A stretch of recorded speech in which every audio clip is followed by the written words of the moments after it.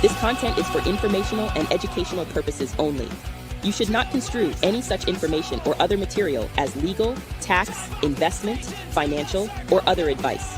Nothing contained here constitutes a solicitation, recommendation, endorsement, or offer to buy or sell any securities or other financial instruments whatsoever by Draper Goren Blockchain, aka DGB, the presenter, or other associated parties for the content being provided. Please do your own due diligence and seek proper counsel.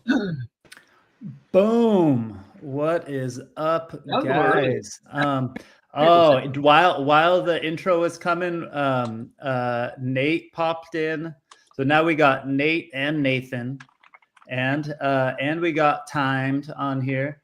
That's freaking awesome. So it's gonna get confusing. Oh, it's all good. It's all good. So everyone, welcome. Episode number 97. That's crazy. We're a few away from 100. You know, actually, in the blockchain and booze days, we used to do, have certain silly shows or things on the round numbers and stuff. And I remember, because of crypto and because we're all 12-year-old boys on the inside, on episode number 69, I made it weird. That was the debut of me singing the Blockchain and Booze theme song, where I played guitar and did the intro thingy. And I had Ken Bozak and Crypto Stash on for episode 69 because we had to make it weird. And I met Nathan through Ken years and years ago, and that's how he got on my feed. And he started posting again lately, and I totally randomly bought one of his NFTs. And so we'll tell that story in a second. But before I go in, because I always forget, if you're here for the first time, or if you're watching a recap of this, or watching it late, go to dgb.vc. That's what we do for a living. That's our actual job. We invest in early stage startups in the space. If you are an investor and you want to check out and meet early stage startups, get in touch. If you're a startup and you are too early for every other investor, that's the right time to pitch us. So never too early. That's the time for us. We want to meet you before you meet everyone else, because that's what we do. We're those dudes. We got a full crew today, which is epic. The first VC I've ever met. Yeah? Yes. Heck yeah. Literally.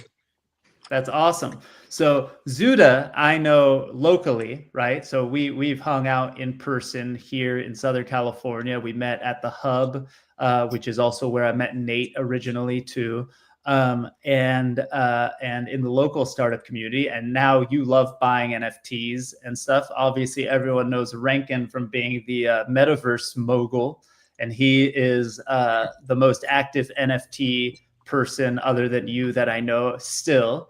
Right. I haven't been buying much NFTs, actually. You haven't been? No, I'm sort of pissed off with the artist community.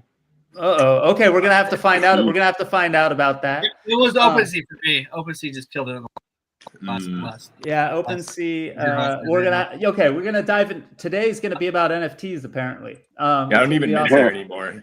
I don't mint on OpenSea at all now. But Rankin couldn't find any NFTs of yours to purchase, and maybe that's why, you got to think about it. I don't know. We're going to have to talk about that all. And then Timed, by the way, I was going to say in the bottom right corner, but I don't know if it's the same layout for everyone as for me. He's in the bottom right corner. It's the same. All right, bottom cool. right corner. Yeah. All right. So Timed in the bottom right corner organizes events in LA and has a clothing line, and been meeting him at crypto conferences for many years now. And he's back on and Timed teaching young minds every day. That's what you just told me, right? Boom. Absolutely. All right. I remember him from Blockchain and Booze. That's right. There you go. Yeah. All right. So there's a little reunion family hang today. All sorts of good times. So let's start with I feel like the need to be more organized. There's so many faces on here. Normally we're not. So now now my brain is going, what do we do?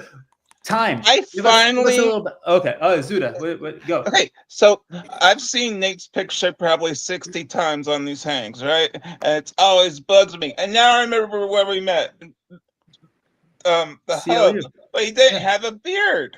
No, I did not. No. That's why I didn't recognize you. It's like, it's really funny. My brother got he got contacts and stopped wearing glasses around the same time that I started wearing glasses. And so I started going places and people would look at me and they'd be like, they knew I wasn't the same dude, but they thought I was my brother, or vice versa. It was like this weird, funny thing. Sometimes that's all it takes. And by the way, my daughter's new thing, she walks up to me, she goes, Clark Kent, and then Superman, Dracula. You look a lot different when you do that, for real. Clark Kent and Crypto Man? Crypto Man? Real quick, Alon, what's your daughter for Halloween? Is she the anime?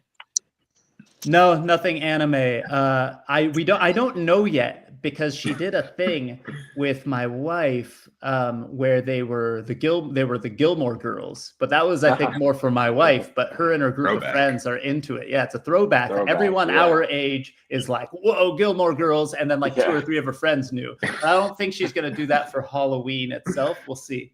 Yeah, no one's gonna know what that is. Yeah, right. Yeah, that's kind of funny.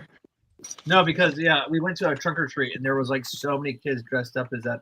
What do you call it? Demon K-pop hunter. Oh, K-pop demon hunters. No, I don't think so. I've heard her say a few things, but they weren't K-pop demon hunters. Is your daughter a K-pop demon hunter? No. Well, she went. She dressed up as like a blue lion, and she claimed that she was the lion on the K-pop demon hunter. Okay. Okay, so what are you flashing at us? Just so you're just. Okay, so this right here. What is it? This right here, it's called Azo. Azo is a stable coin they just launched January 4th of July for Independence Day. That's for anarchy. So you're flashing us merch?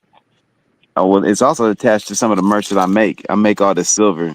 So this is like a diamond silver links that I created myself for Art Basel last year. I had like a time wearing his jewelry that he made, right?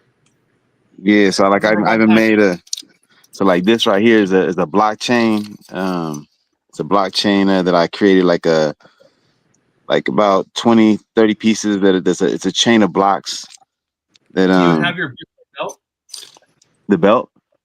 Yeah. Where's your Bitcoin? Well, I don't got it on me right now, but yeah, I got a Bitcoin beat.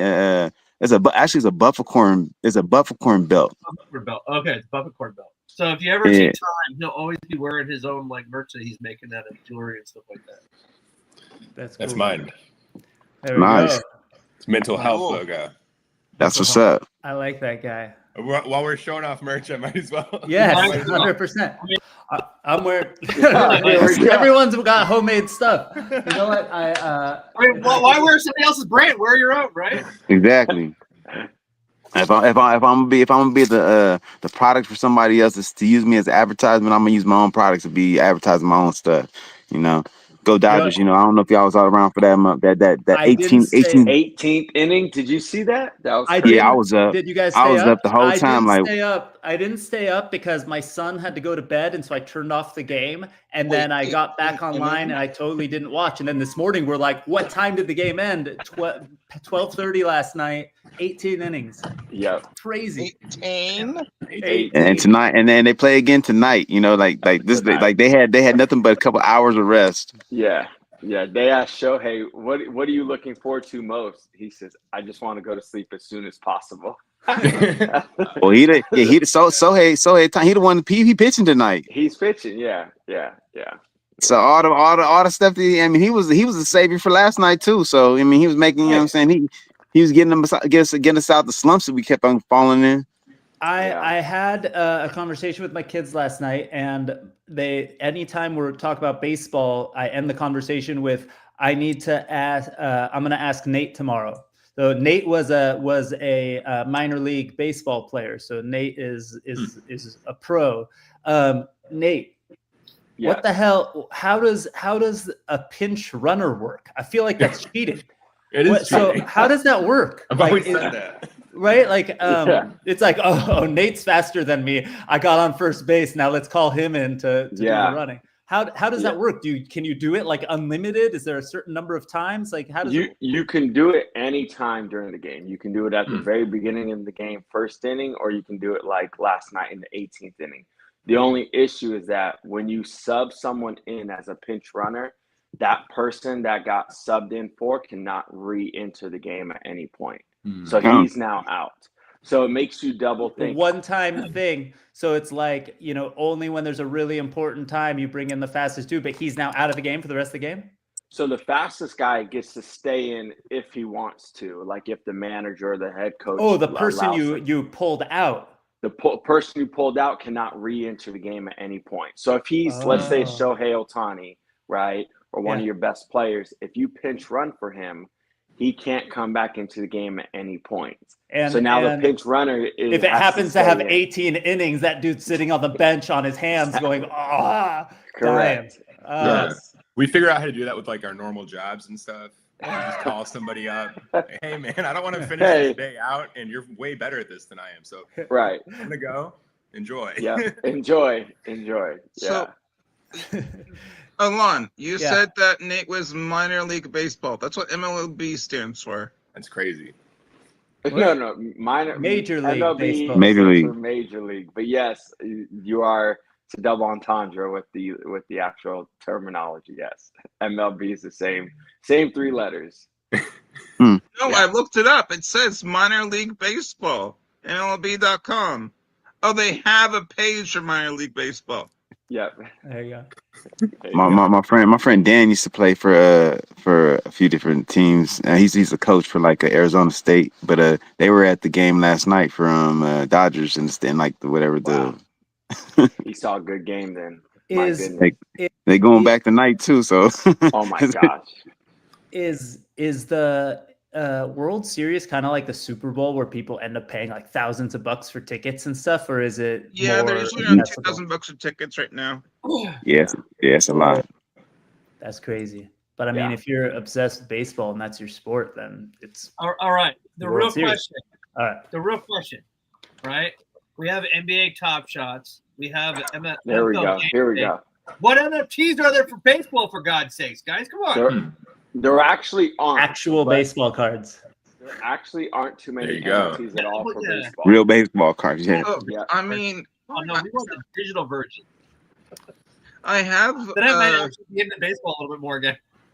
I have a contact that was a former baseball player in the MLB, but maybe he'd be a card, but he wasn't that popular. So the thing with baseball is the cards are actually more valuable than other sports, the actual physical cards. I would say MLB cards are more valuable than NBA or NFL. And the big trend right now is like what they almost call like live streaming day trading. So almost think of it like a live sport, but people are opening up. If you guys have ever seen people opening up the cards, they do it a lot with like, Pokemon cards, that type of stuff, Yu-Gi-Oh cards, right? They have other ones that have same attribution to other games, but MLB is getting really big. However, Rankin, you got a good point. They have not stepped into that. I'll take it back. Okay. They did with Pops, but the problem is it's what? It's what? It's on the Wax blockchain. Oh, they were early. They were early. Yeah. They minted on Wax. I got lots of NFTs on Wax. I wonder if I can even get into that wallet. Same.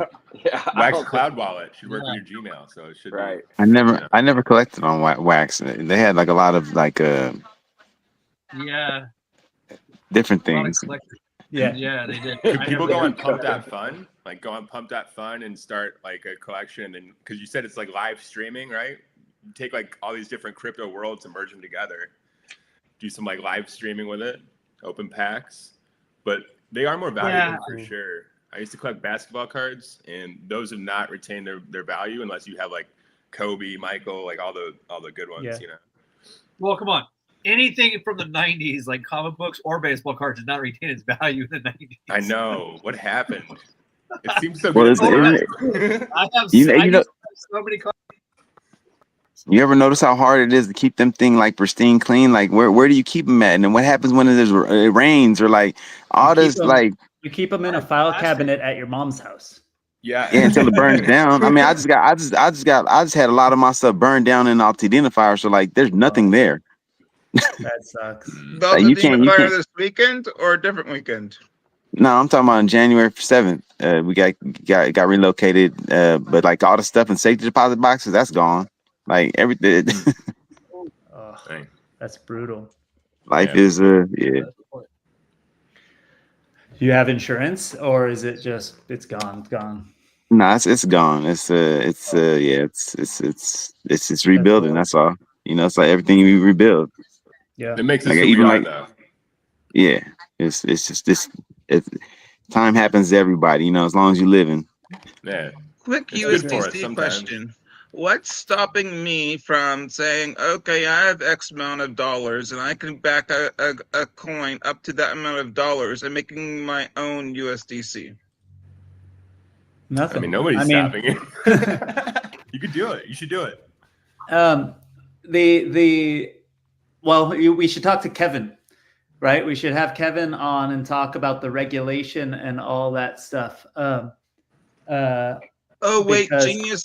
I would have to do something like back it with what was that guy doing? Brian, food cards, gift cards. Yeah. Are you talking about Pauculus when he was doing gifts with the gift cards? No, someone David knows is doing a knockoff. Oh, yeah. I'm not sure if he wants his name on the thing, so we can let Rankin say. But yeah, he's doing gift card crypto stuff. But yeah, there has to be some backing, and there's all these regulations around it and stuff. You want to do your own stable coin, but I bet tokenized gold would be good for that. Back Yeah. We tokenize. You could show it on chain. So One of my one of the projects I was part of in like 2020 was a tokenized gold. We did the gold was attached to in Singapore. It was a vault in Singapore that had the gold, and then when you took the NFT and basically burned it and KYC all that stuff, then you got the whatever that NFT was attached to. So we had like so much tons of gold in that vault, and then we had like the different ounces, whatever. When it comes to like gold, the way how they measure gold in different in a different weight measurement. So that weight measurement, whatever that was attached to the NFT, and as soon as you burned it, you would get that. Well, it take time for you to get the process of it being shipped to your house, but you would get it. You would get it from that. But when it comes Troy to ounces. yeah, that's what it is. Troy ounces. Yeah, that's why I couldn't. Yeah. So we're doing. Can I say something weird about a live stream I do? yes. Yeah. I just decided randomly to live stream my dog sleeping. Right, 25 people at once are watching my dog sleep. They doing nothing but sleep, and people decided to watch. I'm That's more people than watch when we talk about serious things sometimes. I know. I'm Amazing, like, right? you want to watch my dog sleep? Okay, fine. This is for Nate.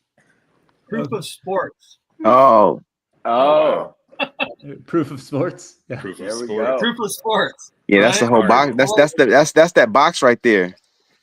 Yeah. Yeah. Valuable. That's 90s, remember- 90s baseball cards. Yeah, you remember that those are the box sets that they come in. That's Yeah. Yeah, no, you had to pay. You had to decide: do I buy another pack of cards or do I finally buy another box? You know what I mean? Like, This is probably Right. before Nate. Will Clark?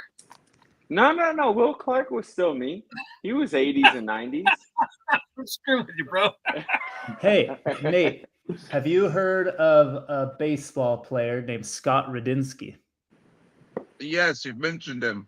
Oh, I've mentioned him because he was a singer of a punk rock band from Simi Valley called Scared Straight, and now he's a singer of a band called Pulley. But he was a pitcher in the major leagues, and that was a big deal. He owned Skate Lab in Simi Valley. He spent his baseball money to make That's cool. a skate park. Oh wait, he owns Skate Lab? Yeah, I don't think Skate Lab's there anymore. That's why Skate Lab had punk rock shows inside of the skate park back in the day. Interesting. So Gotta we have, support. That was we pretty have rad 7 time. people on stream now. we got your dog. Now we're gonna get so many more people watching the stream. Yeah, we get 25 more viewers out of that. Yeah, we actually thousands of people are watching live right now, so I feel like we should be promoting How something. many are watching? Nathan, Look, so Nathan, we just randomly reconnected because you posted an NFT, and Yeah. I thought it was rad, so I grabbed it, and then we reconnected. Now you're on here. It would be tell people about your art, because I know I see 2-3 of the things behind you.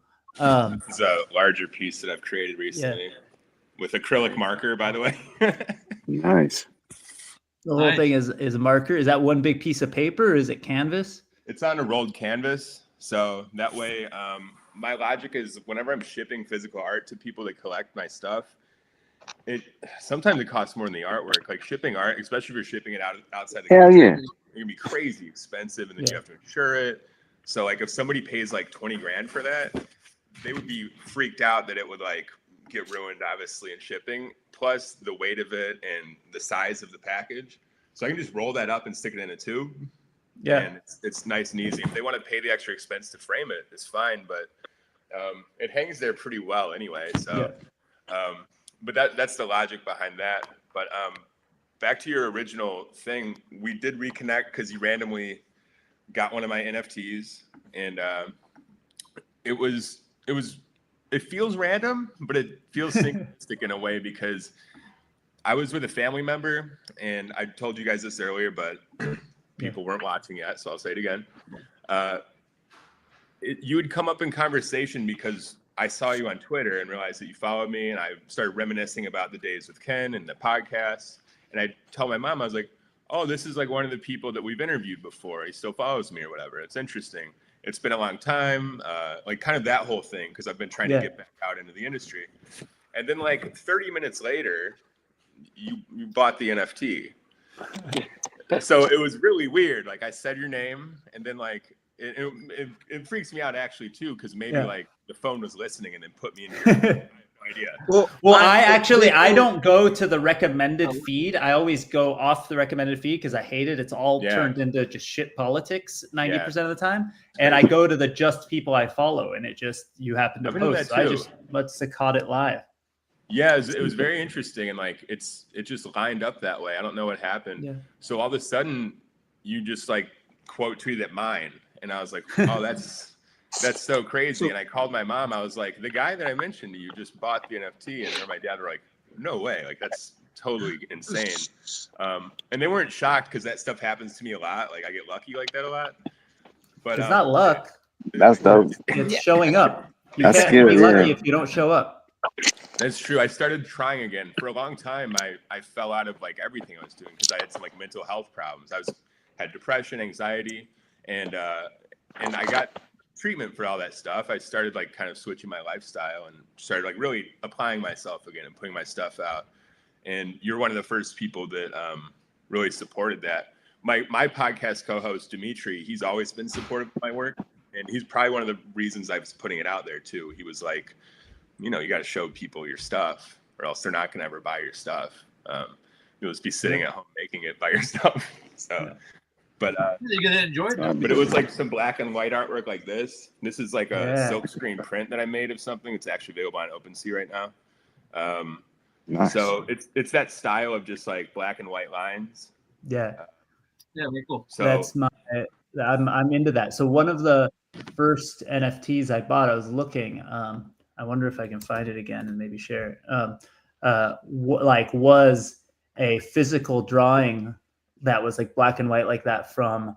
Do you guys remember? He's still on. He does the trash art NFT stuff, is what he calls it. But you know the guy. He used was to it Rodness? No, the professor. But he spelled it. Yeah, he spelled it PERF, like professor, like that. I think I do. Yeah. And he would come to our conferences back in the day, and I met him in real life. But it was one of the first NFTs I ever bought, or I don't know. Actually, it was his first NFT. But he wanted to ship me the paper, and I was like, "You keep the paper." and I want the digital one. It was like this whole thing. But if I look, actually, I can share the ones. How do I share my screen here? Let's show timed. Tell us what is that one you're showing? Oh, he dropped. All right, we'll find it in a second. Let me see if I can share my screen. Share this tab. Boom. This is the one that this is the one you sent me. This is the one I got. Yeah, that's the one that you bought. It's called ADHD, and that's probably why it actually retained your attention long enough to bridge the ETH from ETH to base. Because I don't know. This is so cool. If I reminded you not to. And then this is the one you sent me, which I love also. The second one. But this is the style that he's talking about. Stuff like I was having issues like keeping my head together. So a lot of it is like skulls that are like split open and thoughts coming out, because that's how I felt like my life was at the time. So it's all like from a very, very real place. It's not like trying to look cool. It was like I was expressing what I was feeling, and I was feeling pretty bad at the time, as you could see. Oh, see, this is one of those first ones that I bought from the professor. Oh, that's crazy.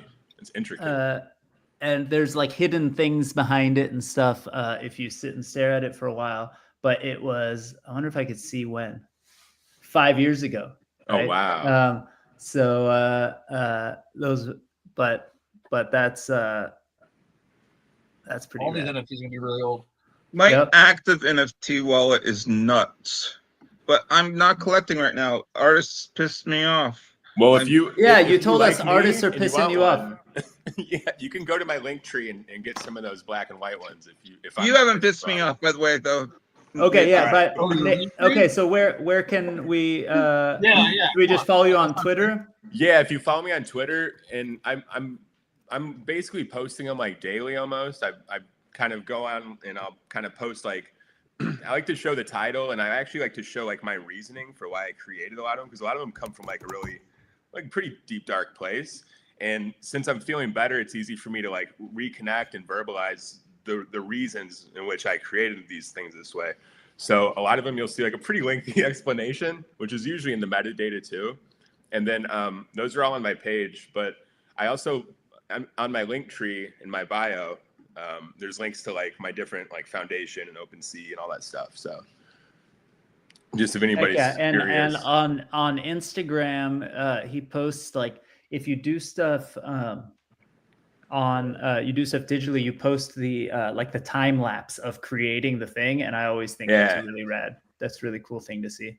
Yeah, I think it's just an interesting way too to show people that I'm actually doing it, because I mean you could use AI to create this stuff, and nothing wrong with that at all. But if you're like a real artist that does physical work too, and you're physically on your iPad like taking the pen and doing it, you do kind of want to show people that, because I think it adds value sometimes to the artwork, and to the collector, they might want to support it more because they know that you like took like a lot of time and energy to do this.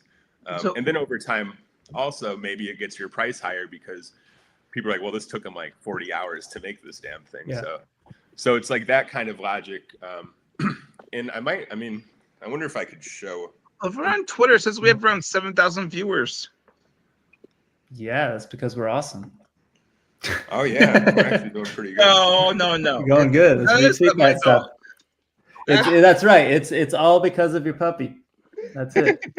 I wouldn't doubt it. I think it's cute. Isn't it?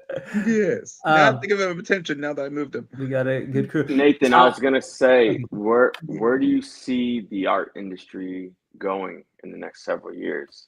Do you see it expanding with all this stuff, or in different ways, more digitally, right, on like OpenSea, or do you see more like communities being built, where kind of like you have a community where you're seeing a lot of people that want the physical, right, like kind of old school, and you kind of have a niche community within there, right, where people want to go ahead and buy the digital assets of it? So I think it's a combination of all these. So personally, I'm focusing on kind of self-funding a gallery at some point that focuses on like live experiences, but like very small live experiences. Mm-hmm. And what that would be is like, a lot of like the screens that you see at these digital art shows and things, which show the digital art, but also physical counterparts, maybe physical pieces that are not available digital yet. Maybe the purchaser wants it to be, and I could do that for them. But what I've found is it's a pretty mixed bag. And recently, a lot of my people want a physical piece. And I think it's just going to ebb and flow. Like, it seems like that happens in all the tech related stuff. Like, you're going to have these periods of kind of peaks and valleys where people want digital and then physical, and then they want their digital stuff to be moving a lot, and then they want it to be still, and then they'll maybe want an experience to where it convinces them to buy something because they like the artist themselves. So it's that combination of things, I think. So what would this place be? I forget the word. I know I've helped fund one of them. They're sort of annoying, but what gallery? Yeah. What's one in your head? What would it be?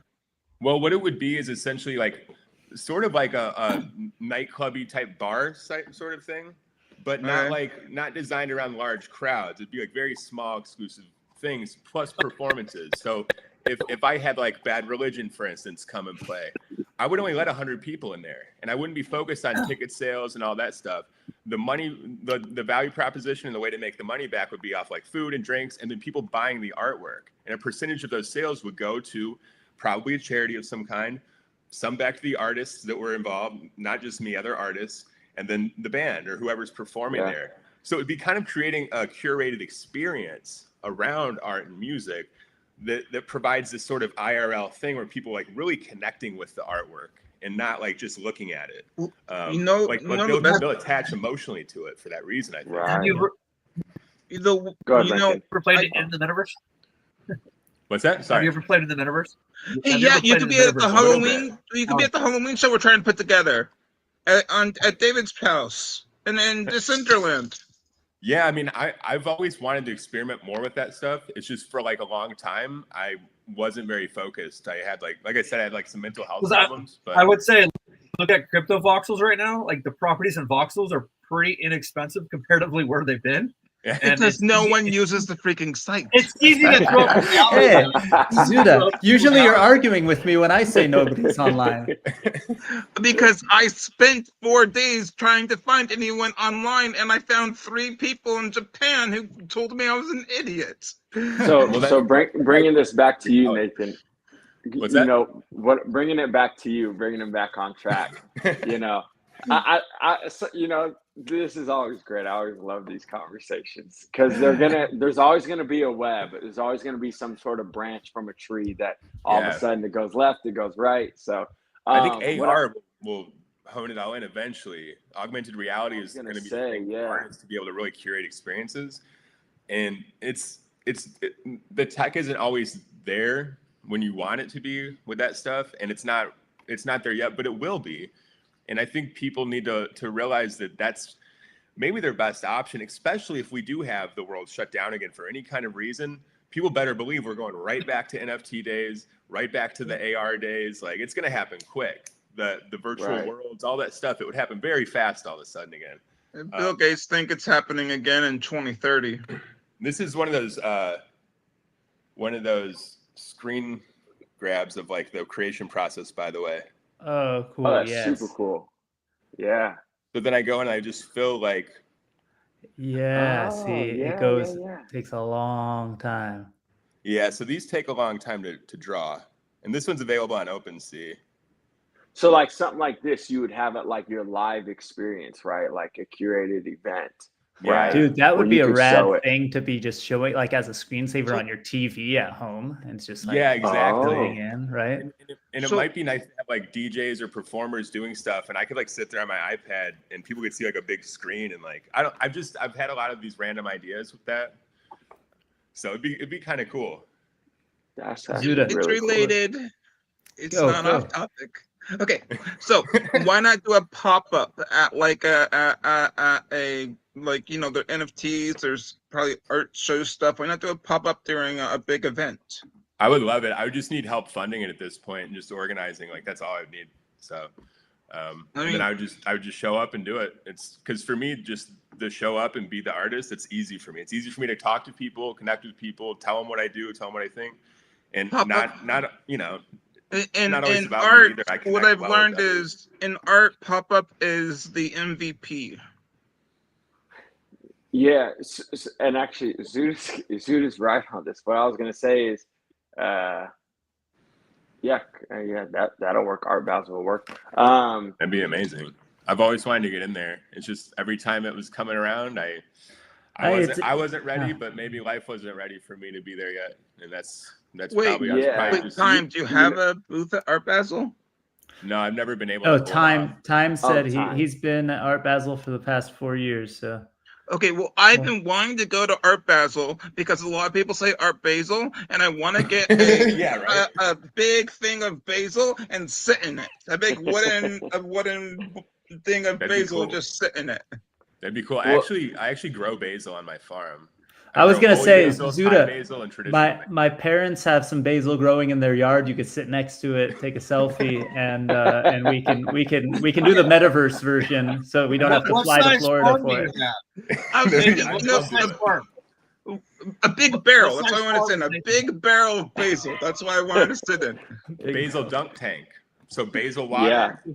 Throw the ball. It dunks You you in the just tank. feel like you're ruining a lot of pesto. You know, I'd rather Yeah. maybe we could do Yeah. something with pesto instead. Yeah. You know, Nathan, what I was I gonna don't know about say this is, farm. for as you're talking about the curated events and being able to participate at more of these, one of the things you could think about, like Zuda was correct, like the product that you create is the MVP, right? So like one of your things is when normally, right, traditional way, you go ahead, you want a booth, okay, hey, here's a sponsorship package, right? You almost want to reverse it, right? Because what you're creating for them is attention. What you're creating for them is an actual art piece, right, that they can use. So if you're creating something this physical, or if you do something like you were just showing us where it's a full graphic, right, where it has these elements, where it's live actual depictions of you drawing on it, one of the things you could do is that is a part of necessarily like the exhibit, where it's almost like a trade-off, right? Hey, I'm going to create something for you, right? But then in return, you're able to kind of have your own booth there, right? And so Right. you can think of it like reverse. Like you almost want to We used reverse to. That's a good idea. yeah. People didn't really pitch us, I but should do because that. I was actively into it, I would ask people because I knew it added value to our conference and stuff. Like instead of there was always space at our conference, right? Like we were doing it at the convention center. Oh, this stuff is rad. This is your NFT, by the way, that you bought. Yeah. Oh, So that's cool. So, and you can see I don't know what I'm going to do. That's why Yeah. it goes away a lot, because I erase stuff and I start over. Yeah. Let's show it. Let's making the video. So I do that on a program called Procreate on my iPad. Yeah, that's the one my and daughter it uses. just saves the screen grabs. So it's kind of, you could export that. Oh, Procreate does? Yeah, Yeah, if you so- you go to export or something like that, it Yeah, will. they'll give you some options. You can like export it as like different file types, or like these screen lapse or time lapse screen videos. You Yeah. can do like a slow one and a fast one. You should put it to music. Ooh, that's a good idea. That's going to be our collab. We got to figure it out. I'm in. I did some Let's frame, do but that. We I did- forgot we were starting a band. Oh yeah, we're gonna start. Okay, I did- but That's one that's available now too, by the Yeah. way. I So used that's to my do a logo ton for of my shirt. frame by frame and Procreate and put it all together into like animations, but they didn't get too many views, so I gave up because it took so much time. Oh yeah, that's the I other like, thing. Sometimes it's so time consuming. It's like a resource. That you're yeah, using. you doing it as like a frame by frame animation thing is really, really cool on Procreate. But it takes forever. I'm trying to see if I can find one on my thing that I've made for my kids or something. I've got a few that I think I've got some. So I came up with a hack where I would draw a leg moving one way and a leg another way, and make them layers so I didn't have to redraw it every time. But it was still There's one I did. ooh cool. Oh, that I is like cool. that. That's cool. And then they're like, no, and they get covered up by this. I was That's depressed really when I good. made this. And then these lines come in. I just never really. Yeah, you're gonna miss some. Remember, I did this with Punk Ape Strong, and I kind of cheated, like Zuda is saying. I just did 3 frames and then I had them loop. But remember, I That's cool. Took Reaper's thing and I just traced it, so that's kind of cheating. I like that because I was tracing someone else's artwork. Here's what I did, where I just like made the eyes move. So like you can. I Make didn't trace anyone else's artwork. Let me bring it up. Here's a goofy one. Hell no. That is cool. Yeah. One of the things I was going to say when we were talking about conferences and stuff like that, like Nate was saying, is if there's, especially because you're doing NFT stuff, maybe there's a path, because we used to do, remember there was out here in LA, Brecky Von Bitcoin or something like that. Anyway, he's still around. I don't know if he goes by that weird name, but he literally like makes physical art. He used to make paintings and things like that. And we would just display them at our conference because it made our conference look more awesome and full. Yeah. And we didn't charge him or anything for it. And he, you know, hopefully he sold some paintings while he did it, but he would just come drive over and put them up. Now he does like crazy, like art out of marble and stuff like that. Like he's actually like chiseling the marble and doing the whole thing. That's wild. But, I'm just thinking, like, you go to a conference and you're selling something, but they're selling something too. They want to sell you a booth, right? But maybe there are some that are more focused on the actual, you know, industry and want to showcase some artists and showcase the technology or something. Yeah, that's a good idea actually, because like it'd be cool to like pack up like some of these big pieces like this. Yeah. Just like put them up somewhere. These are like pretty big. That's like 7 feet wide and like 4.5 feet tall. I've got like a few of these things like rolled up because nobody wanted them, or maybe I was just bad at selling them. I've got like this kind of stuff that I just so like you don't see the details as well on here. So go and look online, because if you go all of those colors, if you zoom in, I'm using my hands to zoom, but like if you actually in real life zoom, you can you see it's really, really detailed, like the art he was showing us before. Is it cat o'clock, Marley? Is that what's going on? What was that? No, the cat comes by once or twice a day and he barks at it. Oh, it walks on the wall. I love cats. Nathan, what do you think about all the online events right now? Right, you have a lot of people that host a lot of events online, right? Not so much podcasts or shows online, but an actual event, right? What do you think about online events right now? Do you think that it's appealing and that it's worthwhile for like the industry, or do you think, you know, we're starting to kind of lean back into more of the live experiences and in-person events? I feel like over the last year, you've seen a lot more uptake in-person events again, versus I feel like from 2023 and still a little bit half of 2024, there was still a good amount of online events. Yeah, I think it's both. So I think people are always going to want both that they can do, because, you know, sometimes you don't feel like going out, or sometimes you can't, or you can't be there. But I think that unless the online event is connected to a real life event, they don't feel like they're like a part of the experience. I think the best way to do it is to have like, even if it's a small hybrid thing where like only like a small amount of people can get into the physical one, like maybe you sell like an exclusive experience, or like give away tickets to people, or like maybe somebody buys an NFT and that's their ticket. And then everybody else can just pay like $1 or come in for free to watch it online. But I think that's the idea, because then they feel like they're actually there at some exclusive thing. And there becomes like a reason to try to get in to the physical one. And then like people might even like watch on their cell phones from outside the event if they can't get in, or like they might sit at home and do it. And then across the world, they could be a part of it. And they can maybe gift their NFT that they bought to get in to somebody that can. And so like there's just all kind of ways to play with it that way. If you have like a satellite virtual event attached to a real world event, in my opinion. You know, it'd be rad. Oh, Zuda, you go. drives me crazy. People say, oh, you get a physical when you buy this. I'm like, I don't want a freaking physical. Why aren't the NFTs two separate things that could come together as a combo, a physical and a digital? But if you don't want the freaking physical, it's cheaper. Yeah, I agree. Like you have to purchase the NFT, and then that gives you the ability to view like an AR version of it if you see it in real life or something. Like Yeah. like it would be interesting if like you were the only person that could experience like an AR attached experience to a piece But of art. if I'm never You can only gonna do that be by near having that enough- piece, why would I want that? I just want the And you digital. might not, but it's Yeah. like, but I agree with you. It's like I've always wondered that too, because I know people that are like, I don't collect art, or my wife won't let me put this piece of art in my living room because it does not match the interior or the decorating, and she doesn't want this crazy skull up on the wall. Or like, I don't want to put holes in the walls of my apartment to hang this thing. So Let's there's put like a it- lot of reasons people don't want the physical. Let's put it this way: if I took all the art that I have collected, it would probably fill up close to at least my entire street, if not my entire neighborhood, because it would not fit in one house.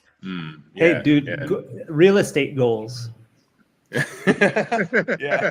Right. There you go. You just, There you it's go. just, you gotta, you make enough money to buy a museum, you know? Like, Honestly, those big warehouses will probably be available at some point because like people are gonna lose. I'm not gonna make it like stop working from depressing, but home. people might lose jobs and stuff to AI, and then they'll have these like big warehouses. Like, Well, okay, Okay. let's go philosophical for a second, right? Because Okay. I think that there's going to be a huge gap. Like we've talked about this a little bit, but like I love the AI music that Rankin creates. I love the AI music that's coming from Calypto. There's different people who are just creating all sorts of AI art and things like that.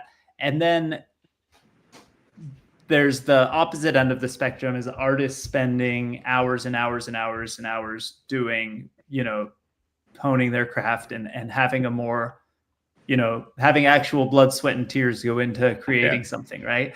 I think there, with people losing their jobs or with more and more AI art, we're going to crave more of the seeing a band in person or seeing an actual artist. Like, I don't know. I enjoy lately a lot. Like I would say Willie, what's going on? 90% of the music I listen to lately, maybe it's because I'm sitting in front of a computer all day long, is live versions of like the artist just doing it with an acoustic guitar, like in their living room or whatever. Like I think I like the bad sound quality. That's why I do that, by the way. Better. Yeah.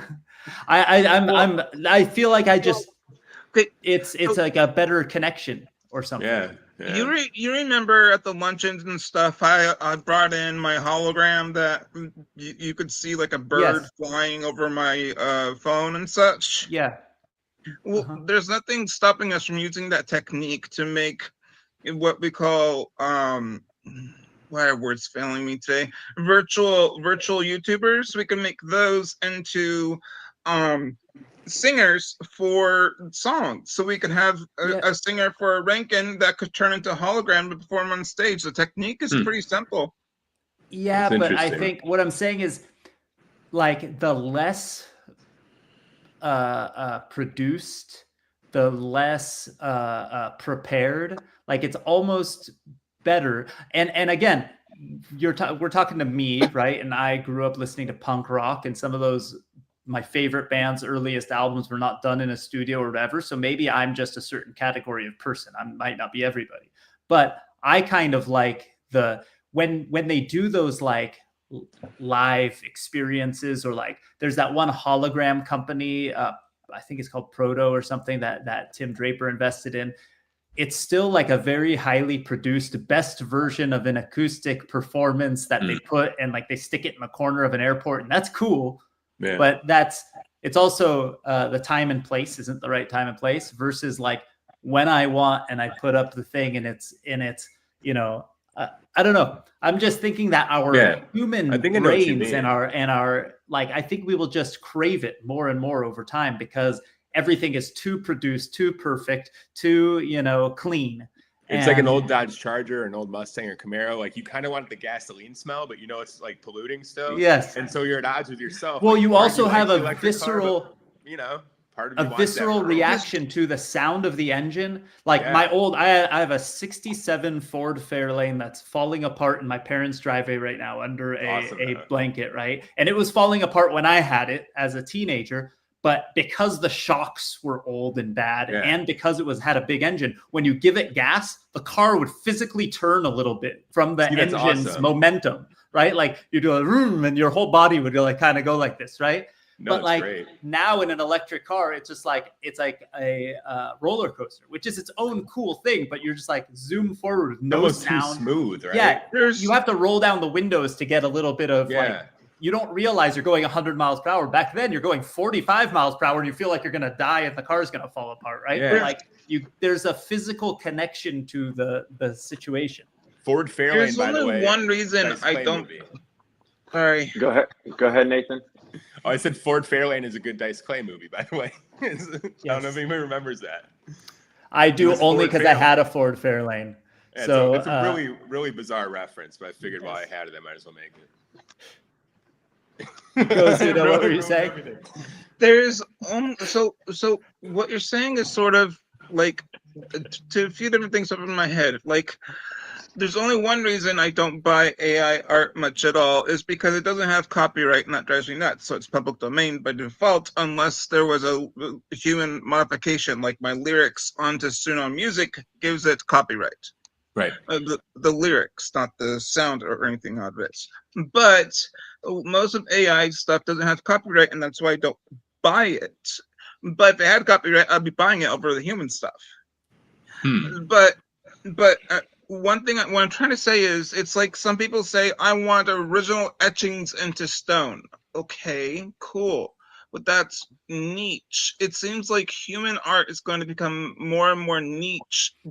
But it kind of, that's cool though, because that's the beauty of the internet, right? Like I wrote a thing when I worked at MySpace, or maybe soon after, like a million years ago, right? And it was, I was writing articles, and every article was, of course, it was, my blog at the time was called All I Do Is Punk. And it was, every article had a title of a song, or lyrics from a song was the title. And I remember I had one that was called More Than Just Another Crowd, which is a reference to The Crowd, which is an Op Ivy song, right? But the whole point of it was to show the beauty of how the internet works, and show people how things can expand, and how you don't have to have some kind of mass market appeal anymore, do some business that has like, that's the biggest business in the world. Oh, timed is back. So like the whole point was like at my high school, right? There were 15 punk rockers, 20 punk rockers, right? And then that's right. Oh man, we might go down a rabbit hole if we're going to start going politics and talk ICE and all that. Let's stay on blockchain and crypto. Yeah, let's avoid it. Gets so crazy. So well, yeah. I mean, if we're gonna go there, I have a really working thing to hold say. on. No, so no, there's 20. no. Okay, Thousand going. Oaks High School, 1999. There's 20 punk rock kids that love that kind of music, right? Out of the 2,000 plus kids at the school, 3,000 kids. I don't know how many kids we had at our school. It was a big school, right? 20 kids. Then you turn 16 years old and you could drive to a punk rock show and meet up with kids at the other high schools. And all of a sudden your network went from 20 punk rock kids to 100 punk rock kids, right? Yeah. And then you get older and you start going to the other shows that are further away. And then it might expand to 1,000 people within a few, within an hour drive of your home, right? And then cut to the internet and social media and going on MySpace. And now you go, multiply that by every single high school in the country, tens of thousands. I actually did the math in one of the posts, and then expand that to the world, and then expand that to people that aren't just your age that are driving to the shows, but all ages, people from, that listened from the last 10 years and have listened 10 years later. And you start doing that. And all of a sudden that niche thing that you thought was like only cool for 7 people at your school is now something that millions of people around the world are. And because of social media, you can find that niche market, right? Think about like people who created shops on Etsy to sell, knitted koozies for your beer or something like that. It sounds like something that's so niche and tiny, and you'll never make a living doing that thing that you're passionate about. But because of the internet, you can make a living on the thing that you're passionate about. You don't need to go and build a business in a $1 trillion industry. You need to find the industry that you love the most, the thing that you love doing the most, and then you'll find the people around the world who are into it now because you can. I like Amish furniture. That's right. Yeah. And as much You don't have to be driving through Amish country anymore. Exactly. That's the example I love. And Amish tables and chairs. One thing we all miss, except me, is that as much as I hate the Copyright Office, they're basically keeping the job economy alive, keeping millions of jobs in place because they say you won't have copyright if you do this. You won't have copyright if you do this. And all these companies want copyright for certain things. Yeah, So maybe in the big corporate world, but I think that Yeah. in general, right? Like, not that I think you should be infringing on people's copyright, but everybody's been to a Laker my game, data set that's coming and there's out is dudes selling bootlegs on the sidewalk. Right? You know? That my dude's data set that's coming possibly out is making a all living. He public doesn't give a shit domain, what and the trademark office says. my data set is public domain and CC0, but that's a totally different topic. Something You know nice what? about a good bootleg. That's right. Well, now it's just YouTube, right? Like if you think of, let's go back to the music analogy.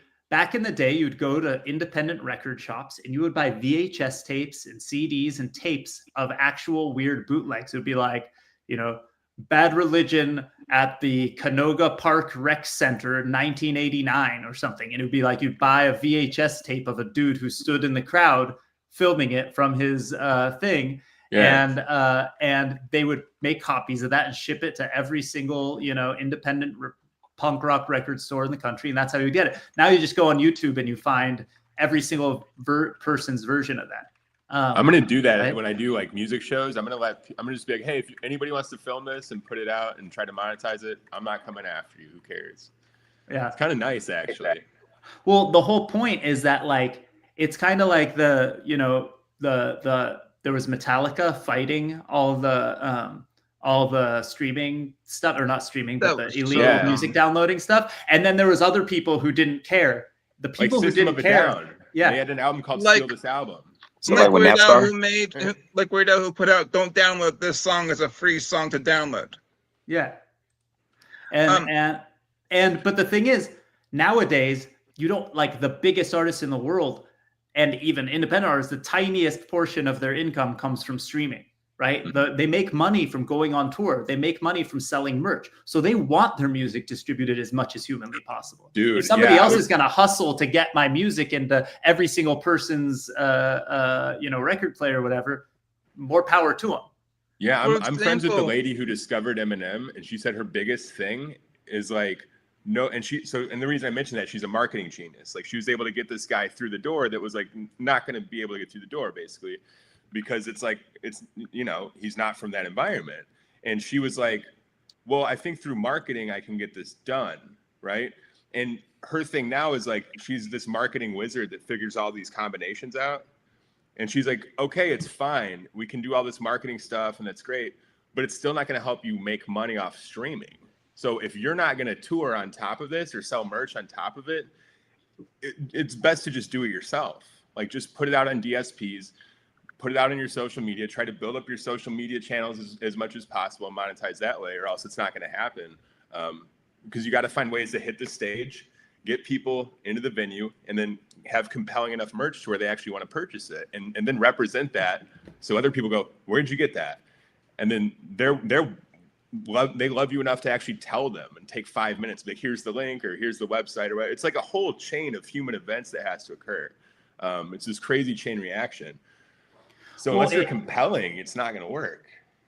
Well, I think exactly. You have to have quality work, right? You have to be have a connection, right? Or just be crazy enough to just like make it happen and just have the energy and buy my stuff and whatever, like the self-fulfilling prophecy model. Yeah, well, this is why like our portfolio company Calypto does such a good job. Me, who's just playing on Suno. So right, because like they're marketing experts in the music space. Yeah. Versus like I'm not. I'm just building music, but nobody knows who anything that I produce. Tell anyone. Like I think I've told you. A hit song this week. It's true. David can attest to it. I wrote a hit song this week. It's called "This Is a Hit Song." There you go. That's a good song. It's a hit. I wrote a hit song. You can't argue with a hit song. Yeah, that's right. I listened to it. He gave me the face palm emoji. It's good. Okay, we're over time, so we gotta wrap up soon. But we used to. I've probably said this a bunch of times, but like when you go around and you see who the best bands in the world are. You go to like some independent place, you see some musician, you go, holy crap, like why isn't this person like so crazy popular? Yeah. And then you start realizing like every band has that person who's like the marketing person, or every individual who is really successful has that kind of hustle. You can't just put it out. You know what I mean? Like in this day and age, it's much easier though, because the effort is different, right? You don't necessarily have to walk around town putting flyers onto billboards and onto every, bus stop or whatever. You can just post it on TikTok. Sometimes Right. it sounds crazy, but to remind myself of this as an art, I'm a totally different kind of artist, but I love to watch the movie Get Rich or Die Trying, because it teaches you that even if you get shot, you can get up and revive your entire career and yourself, and you can make it happen as long as you have like the right energy and the right determination to go after it. It's crazy, and it's not everybody's cup of tea, but it is inspiring if you look at what came out of that story. Well, it's kind of like what we were saying before. You have to show up. You just keep showing up, and sometimes be willing to die for the thing you love, and it'll actually work. Wow, yeah, that's true. It's true. If I have a chance, can I talk about Times merch? It keeps setting up it's basically the same as the anarchy symbol. And what we're doing is ultimate anarchy. Entrepreneurism is anarchy. Yeah. Well, it's not anarchy. It's actually stable. If we're going back to the meaning from 200 years ago, it is. Can you see inside of there? Can you see the tree in there? Can you see that? I mean, I could see the look of it. I don't see if it's like, is it clear? You're saying? No. Can you see there's a black tree? Can you see the black tree? Yes. No. Yes, there is.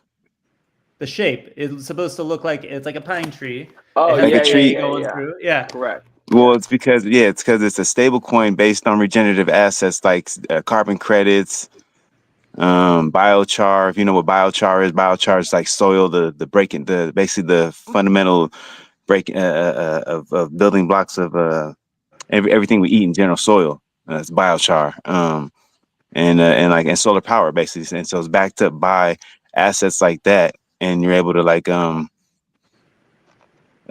learn actually on what liquidity pools are doing, and how to actually leverage assets that you can actually borrow against, like with like carbon credits and stuff like that. Because if you understand like what they're doing with carbon credits and for the future in general is for them to reduce that and people, and then you'll have governments basically buying carbon credits from storage places and stuff like that. But anyways, this coin is just is like a backing of those assets in general. So that's also what very similar to the anarchy symbol. Each their own. I mean, it's but it was designed. It was designed for. I thought there was gonna be some symbolism because I saw the triangle and I didn't see the tree. So to me, it looked like that triangle from like the top of the pyramid, like I was thinking conspiracy theories and things like that when I saw it. Maybe it's like a Rorschach test. You see a tree, he sees anarchy, I see some conspiracy theory. We're all the Illuminati. That's right. That's what I was thinking right now when you said there's like Illuminati, that little triangle at the top. I felt like somebody was thinking it. That's exactly it. So, maybe we're all projecting something from inside, right? It's the whole thing that we're doing right now in general is just we're creating a future. That's right. Every moment becomes the future as soon as it becomes. Is it normal for dogs to be able to grab phones and want to listen to the person on the phone and grab your arm and take your phone from you? I have no idea because I've actually never had a dog. Like I've had my friends had pets and things like that, but I think we had a dog when I was a baby or something. My brothers didn't help take care of it or something, and then we just never had one again. I think that's my parents' excuse. Alon explodes. Alon, go. Wrapping up, what I was going to say, is there anything else that you want to add on at all, or anything on blockchain news, tech news, or anything like that? All good. We had we're at the 100th minute here. No, 70th minute. So at this point, you know, if anybody is still online, it still says there's a lot of people online. So thanks for joining us this long. There was a cool article about us in the LA Times because we opened up the office in Michigan. So that was pretty rad. That was unexpected because we put that out a couple weeks ago, and the Detroit paper wrote about it, and that's what we were expecting. But it was cool to see something pop up yesterday from the LA Times. So that was rad. A bunch of our companies are doing awesome things. So actually just follow us on at DGB Ventures. Go to dgb.vc and sign up on the newsletter. Everyone's doing really awesome things. We mentioned Calypto today. Turf was doing something awesome. We were hoping they would pop in, but they're busy doing the real work. And Rankin, I forget anything? I don't know. I mean, we didn't talk about that. We were at FinAccelerate last week, which was pretty cool. Everybody was talking about stablecoins. That's right. So stablecoins was the buzzword up in Silicon Valley. We have one of our portfolio companies been talking about the X402 protocol. You just cut out for a second. Well, I was saying one of our portfolios company was talking about how they're participating, working with the 402 protocol. So like internet payments, right? Like 402 has been like a thing that browsers had it's never been really operational or working. And it was kind of the idea of doing payments over the internet. And so that's kind of a thing. Brian Armstrong talked about that with Coinbase doing something with it. And now one of our portfolio companies is also playing around with it. Hey, Rankin, did anything talk about ERC 8004? I haven't heard anything about that one. The one that lets agents have make their own crypto and buy and sell from that's exactly the whole point, right? Is eventually stable coins or different payment methods or any crypto could be used by agents to buy things and deal with other agents. This is like the first step towards some real insane autonomy by AI, which is both really rad and really scary. So I'm excited by it. Well, we'll probably have them on next week, right? And that's what they're talking about. I think is like you're right. It's the 8004 whatever, right? With the autonomous agents, and then also that with integration with the 402 working together, so that way, so we're gonna have some great talks over the next few weeks. We have a few of our companies coming on. I want everyone timed. Do you have a specific plug you want to give before we go? Make sure you try to follow me up out here on what's called Linktree slash TYME_INC, and tap into the stablecoin Azos. And there's if you're in LA on the 15th of November, we're having a memorial, a gala for the I don't know, you can find it on my link. It's on X or whatever. It's a time Inc. _. Cool. Yeah, and you know what? Here's the account, the Time Inc. _ Follow them on and X. if you want to find me, I do not use Linktree because it is misleading and there's no tree. So I made mytree.club/Zuda where there's an actual digital tree, and you can join up and get different trees. Do you know on the Linktree now you can actually mint different digital assets on there too, both free Linktree? and both free and digital, cool. and paid. I mean, that's cool. I gotta check that out. And then Nathan, you're at Love is Nathan on X. You have the Linktree on there. Anywhere else to follow you? Follow me on Instagram and X at Love is Nathan. And if you want to support me, the easiest way for me is if you buy my NFTs, because then I don't have to like ship any merch or figure out how to like do any logistics with people. I would say also, usually Saturdays, me and Dimitri Buterin release a podcast called the Mental Health Podcast. It's just about like for people in this space, usually neglect their mental health. So we kind of touch on that stuff. And so like two dudes talking about like, relationships and health and stuff. So it's kind of interesting at times. I've got like merch and all kind of stuff on my Linktree. And if you want to check out my music, go to YouTube.